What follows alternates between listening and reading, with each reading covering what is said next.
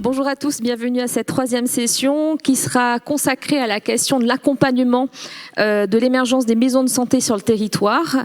Aujourd'hui, on en compte 2127 sur l'ensemble du territoire, un mode d'exercice professionnel collectif et coordonné qui répond aux besoins de travailler ensemble et aux problématiques de santé, dont l'accès aux soins. Aujourd'hui, diverses entités accompagnent et favorisent l'émergence des maisons de santé, dont notamment la FEMA-SORAECO, donc la Fédération des maisons de santé et de l'exercice coordonné en Auvergne-Rhône-Alpes, et la société STAN, qui est spécialisée dans la création et le pilotage des structures de soins primaires et des maisons de santé.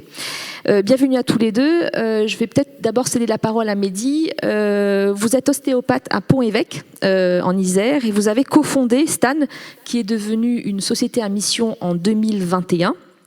Un groupe qui est engagé à améliorer l'accès aux soins par l'innovation et qui a accompagné l'an dernier 70 structures d'exercice coordonné et près de 450 aujourd'hui. Comment expliquer ce besoin et comment cet accompagnement se décline au quotidien pour les professionnels de santé? Merci pour l'action, Karen. Bonjour à tous. Aujourd'hui, ce qu'il faut comprendre, c'est que l'émergence des maisons de santé, c'est pas quelque chose de nouveau. C'est depuis le plan de santé 2018 et même avant. Mais il y a une vraie volonté aujourd'hui, c'est d'essayer d'augmenter la création de ces structures et l'accompagnement de ces structures sur le territoire. On a répondu, on a vu passer les exemples tout à l'heure qui expliquaient qu'il y avait une problématique aujourd'hui sur l'accès aux soins, à la désertification médicale et que le regroupement des professionnels de santé était une réponse pour. Pourquoi est-ce qu'on a créé STAN? Alors STAN, c'est une société à mission, comme vous l'avez très bien dit, donc une société privée à but d'intérêt général qui a été créée par des professionnels de santé, mais une équipe pluridisciplinaire, c'est-à-dire qu'on a des professionnels de santé, des entrepreneurs, des spécialistes de santé publique, des juristes, des développeurs, et ça a été créé sur la base d'une expérience personnelle, c'est-à-dire que moi je suis ostéopathe de formation, mais j'ai aussi un master de recherche clinique et une licence en économie de la santé. On a voulu créer une maison de santé, on s'est rendu compte de la difficulté que c'était d'un point de vue opérationnel pour des professionnels de santé que de créer leur structure. Et au sens large, parce qu'on en parlera après, mais le mot maison de santé ne veut pas dire qu'un bâtiment, c'est un projet médical, c'est un projet entrepreneurial, c'est la création d'une structure, c'est des sujets économiques, juridiques, légaux, enfin il y a pas mal de choses derrière. Et il y a une complexité, c'est que les professionnels de santé sont accompagnés sur une partie, mais opérationnellement parlant, on n'avait pas retrouvé l'accompagnement nécessaire. Et donc de l'expérience est née l'expertise, et on a créé STAN. Et aujourd'hui, STAN est dédié à l'amélioration du fonctionnement de la médecine de ville grâce à l'innovation, et sur un secteur qui est un peu plus large maintenant, parce qu'on fait aussi de la recherche clinique en ville, on a une plateforme de coordination pour les professionnels de santé, une plateforme de services, tout ça de façon intégrée, et avec un modèle économique qui est un modèle économique collaboratif, c'est-à-dire que ça ne coûte pas d'argent aux professionnels de santé, et au contraire, à chaque fois qu'on utilise les services de STAN, on génère de la valeur et pour STAN, et pour les professionnels de santé, qu'on redistribue même pour les patients derrière. Est-ce que STAN se positionne également comme une sorte de réseau qui permet aux structures qui font partie de votre écosystème, si je peux l'appeler ainsi, de se parler, d'échanger, de voir ce qui fonctionne et ce qui ne fonctionne pas dans le projet de santé, etc. C'est exactement ça. Aujourd'hui, STAN, c'est 3 piliers. C'est d'abord ce qu'on appelle un réseau de soins figital. On a utilisé le mot figital parce qu'il est à la fois digital et humain. Il faut que l'innovation et la technologie soient au service, mais parmi nos missions, par exemple, on fait en sorte que le digital ne remplace pas l'humain, mais soit un outil pour faciliter la vie de tous les jours. Donc il y a ce réseau de soins qui est figital. Il y a une plateforme logistique SAV de coordination qui permet d'aider les professionnels au jour le jour dans leur fonctionnement de leur structure. Et ça, c'est un sujet important. On parle de désertification médicale, mais aujourd'hui, on pense beaucoup trop souvent en nombre de personnes sur un territoire et pas en termes de temps disponible médical sur un territoire. Et avec la difficulté qu'ont les professionnels aujourd'hui à gérer l'ensemble des démarches administratives et autres de l'activité ou de l'installation, il fallait trouver des solutions pour les alléger là-dessus. Et donc, on a des solutions partagées qui permettent de le faire. Et enfin, on a un outil qui est plus dédié à l'innovation, parce qu'on fait de la recherche clinique, on fait de l'innovation en médecine de ville, et pour lesquels les professionnels de santé membres du réseau participent à des sujets de recherche, les patients aussi. Et l'idée, c'est de faire évoluer les pratiques et de redistribuer ça à l'ensemble des professionnels de santé du réseau, mais également des personnes qui ne sont pas dans le réseau. Et dans l'accompagnement du réseau, justement, il n'y a pas que des professionnels de santé, parce qu'il y a des collectivités territoriales qui sont membres du réseau, il y a des industriels, des entrepreneurs. Voilà, l'idée, c'est d'avoir quelque chose de plus large possible et de faire une activité coordonnée finalement autour des maisons de santé. La coordination est un aspect important, il me semble, de l'accompagnement que vous proposez. Comment ça se passe concrètement ? Alors concrètement, on a des coordinateurs en temps partagé. L'idée, c'est que quand on accompagne un projet, on l'accompagne sur différents volets, de la rédaction du projet de santé, en partie et souvent en collaboration avec la FEMAS et les autres ordres, jusqu'au développement de la structure physique, quand il y a une structure physique. Et ensuite, on met en place des services dits en temps partagé, c'est-à-dire que par exemple, le coordinateur est présent 1 ou 2 journées par semaine sur une structure, mais il est également dans d'autres structures du territoire. Donc l'idée, c'est de favoriser le développement de ce métier, qui est un nouveau métier, qui nécessite aujourd'hui de se structurer, mais également en fait de créer de l'emploi sur les territoires et de partager les ressources sur des bassins de vie. Voilà, l'idée, c'est pas d'avoir un coordinateur qui soit à Paris et puis à Strasbourg en même temps. Non, l'idée, c'est d'avoir un coordinateur qui soit dans un bassin de vie, qui puisse connaître assez bien son territoire pour pouvoir circuler d'une maison de santé à une autre. Emmanuelle, vous êtes infirmière à la maison de santé du Pays d'Urfé, à Saint-Just-en-Chevalet, dans la Loire, et vous êtes également coprésidente de la FEMAS Oraeco. En parallèle de l'accompagnement que propose Stan, quel type d'accompagnement propose la fédération ? Alors la fédération, c'est une association loi 1901, donc qui rayonne sur toute la région Auvergne-Rhône-Alpes. On a aussi une déclinaison nationale qui s'appelle Avec Santé. Donc nous, notre accompagnement consiste à faire du partage d'expériences auprès des professionnels de santé, et c'est de façon gratuite pour les professionnels de santé, mais c'est aussi en lien avec les élus, puisque en effet, on ne raisonne pas quand médecin.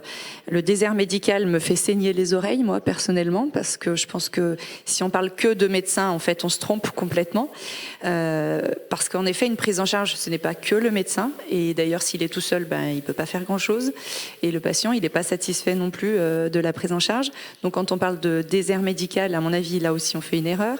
On fait une erreur quand on utilise le terme de maison de santé, parce qu'en effet, c'est pas l'immobilier qui est primordial, mais c'est bien l'équipe et le projet de santé qui va derrière.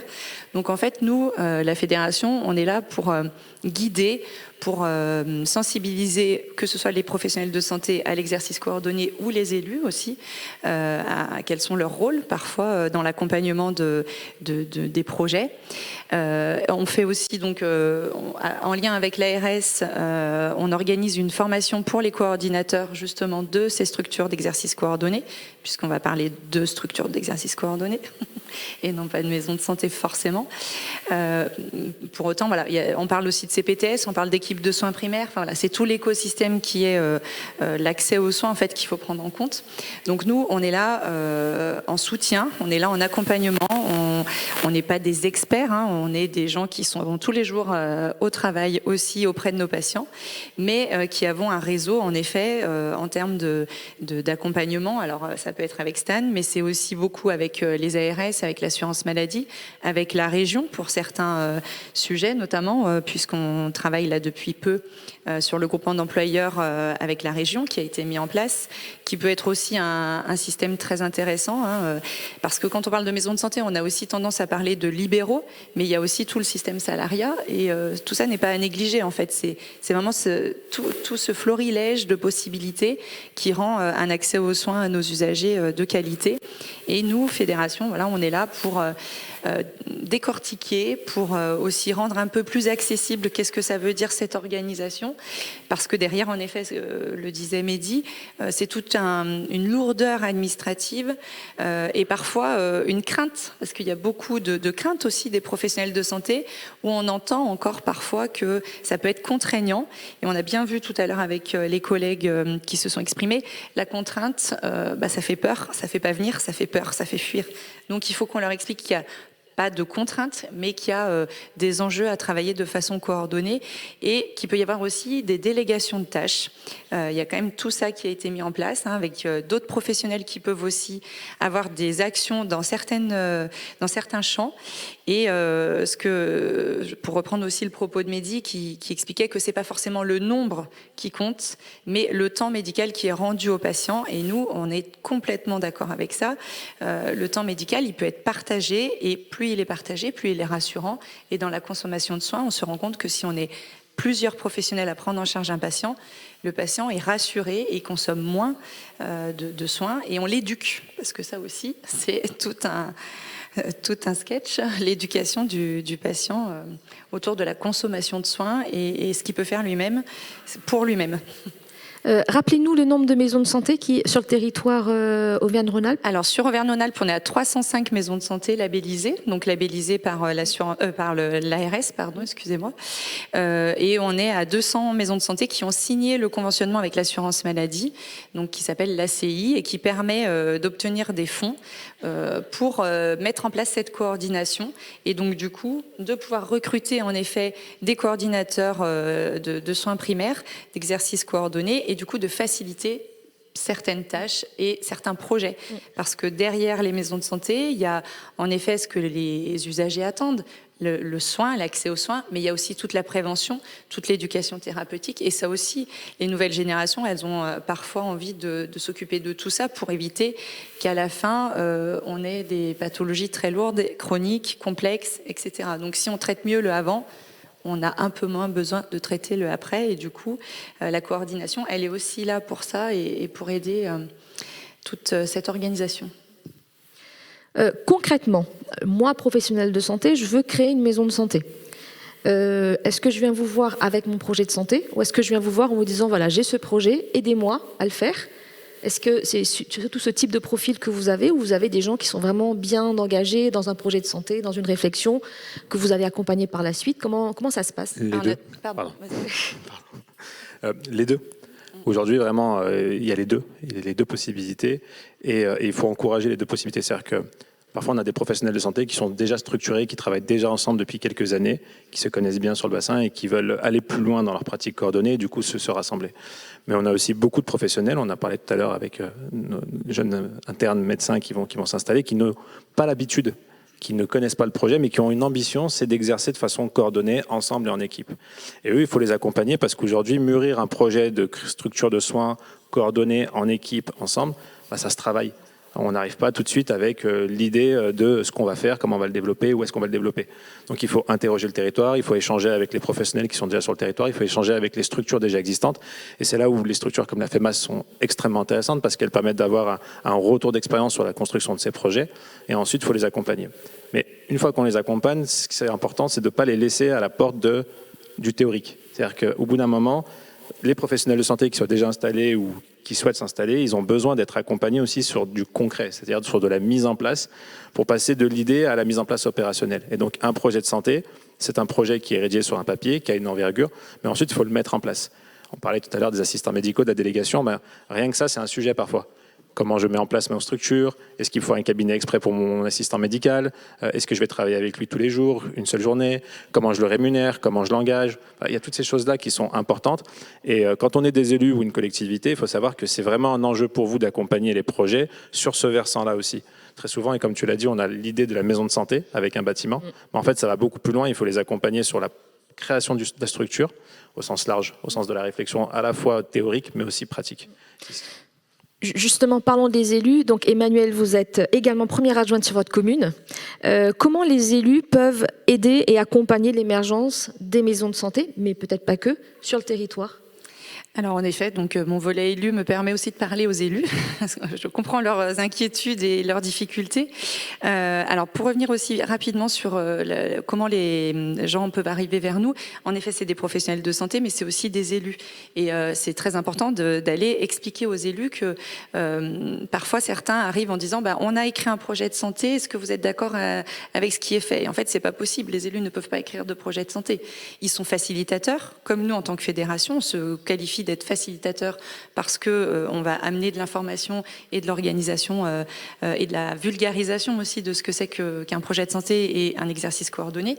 Donc les élus sont des facilitateurs comme nous, peut-être sur un versant plus alors immobilier parfois, ça dépend des lieux. Quand je dis immobilier, ça peut être parfois, certains construisent des locaux. Parfois, vous pouvez repérer aussi des locaux quand c'est notamment en milieu urbain. C'est pas, la collectivité ne peut pas forcément s'emparer du montage immobilier, mais en tout cas d'orienter en fait les porteurs de projets vers tel ou tel bâtiment ou secteur qui pourrait permettre une construction.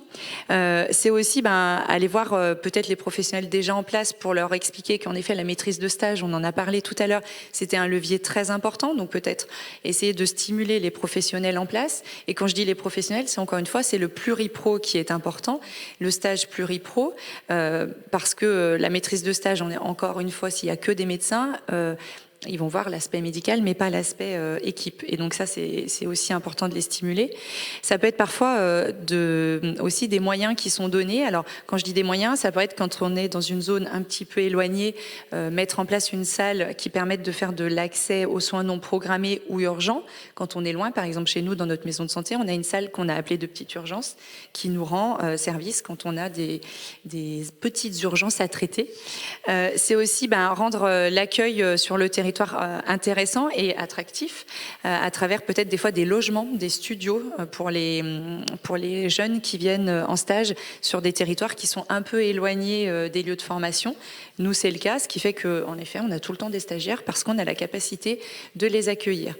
Et après, il y a tout ce qui n'est pas simple à réaliser pour les élus, à savoir rendre le territoire attractif en termes d'emploi, en termes d'activités culturelles, etc. Mais ça, c'est encore un autre débat. Mais déjà, si les élus sont à l'écoute et si on prend en compte que chaque projet est à faire dans la dentelle et à rendre unique, et déjà, on a compris beaucoup de choses et ça permet de bien les guider et d'être à l'écoute aussi de leurs professionnels ou des futurs professionnels et de leur exercice sur le territoire. Merci beaucoup. Je pense que la chose à retenir, c'est que créer une maison de santé, c'est pas simple, mais on y arrive parce que on a des amis, on a des collaborateurs, des partenaires, des facilitateurs qui peuvent nous aider à créer et à mettre en place nos projets de santé concrètement sur le territoire. Merci beaucoup à tous les deux. Alors c'est pas simple, mais c'est une qualité de vie au travail quand même qui est très importante. Merci beaucoup.